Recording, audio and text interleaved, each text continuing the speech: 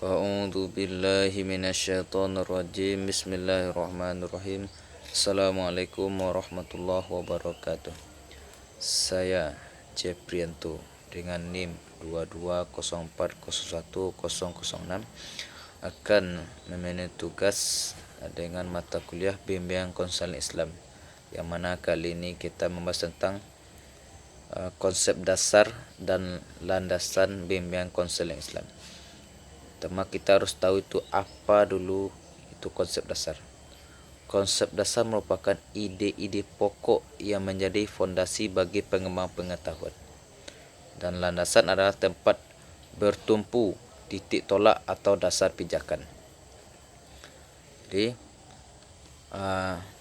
bimbingan konseling atau dalam studi ilmu dakwah disebut dengan ilmu irsyad merupakan salah satu cabang dari ilmu terapan. Sultan menjelaskan bahwa ilmu dakwah terapan terdiri dari 4 sub. Pertama, tentang ilmu tabligh, yaitu ilmu komunikasi dan penyiaran. Kedua, ilmu irsyad, itunya kini yang bimbingan konseling Islam. Ketiga, ilmu tadbir, manajemen dakwah. Dan yang keempat, ilmu tadwir, itunya pengembangan masyarakat Islam. Bicara kita tentang bimbingan konseling Islam, merupakan suatu istilah yang sering kita didengar dalam kancah kehidupan modern. Pijakan dari konsep bimbingan konseling Islam adalah berangkat dari asumsi bahwa agama itu merupakan kebutuhan fitrah dari setiap manusia. Dan agama yang paling bagus di muka bumi inilah sebagaimana Bismillahirrahmanirrahim, innad dina indallah Islam, sungguhnya agama yang diridai Allah itunya agama Islam. Jadi dalam pandangan Islam, manusia menduduki statusnya sebagai makhluk beragama sebagaimana firman Allah Subhanahu wa taala dalam surah Az-Zariyat yang berbunyi Bismillahirrahmanirrahim, wa ma khalaqtul jinna wal insa illa liya'budun, dan aku tidak menciptakan jin dan manusia melainkan supaya mereka mengabdi kepadaku. Dalam landasan bimbingan dan konseling Islam ini,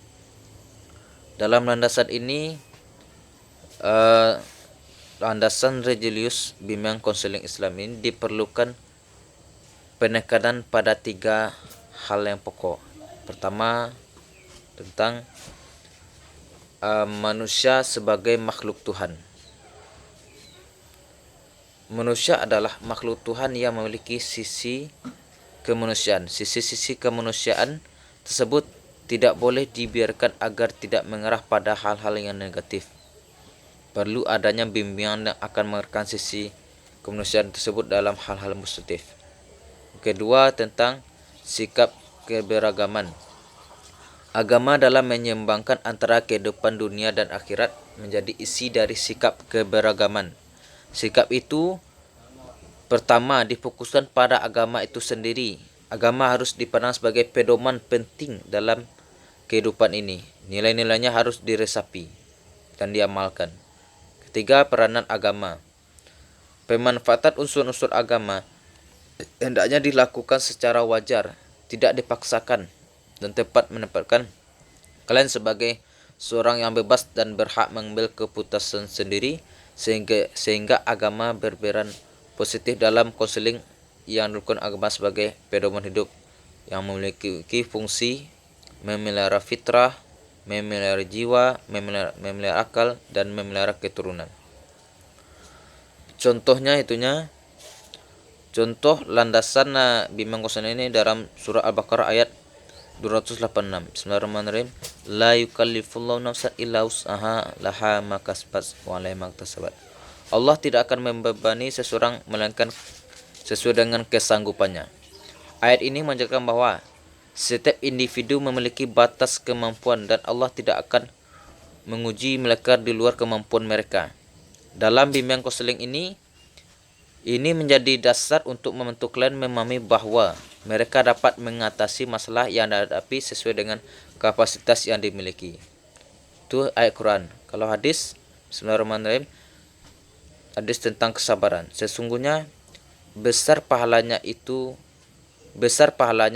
sebanding dengan besarnya ujian. Jadi hadis ini mengajarkan bagian dari kehidupan dan dapat menjadi sarana untuk meningkatkan keimanan. Dalam bimbingan konseling, konselor dapat membantu klien untuk melihat ujian sebagai kesempatan untuk mereka tumbuh dan belajar. Jadi kesimpulan dapat kita ambil dari pelajaran ini adalah, jadi bimbingan konseling itu merupakan suatu pendekatan yang komprehensif dan terintegrasi, menggabungkan ajar agama dengan prinsip-prinsip psikologi untuk membantu individu dalam mengatasi tantangan hidup. Dengan berlandasan Al-Quran dan Sunnah, bimbingan konseling Islam tidak hanya berfokus pada penyelesaian masalah, tetapi juga pada pengembangan diri dan pencarian makna hidup yang lebih dalam. Hal ini menjadikan bimbingan konseling Islam sebagai sarana yang efektif untuk mencapai kesejahteraan mental dan spiritual. Baik, sekian dapat saya sampaikan. Semoga bermanfaat. Assalamualaikum warahmatullahi wabarakatuh.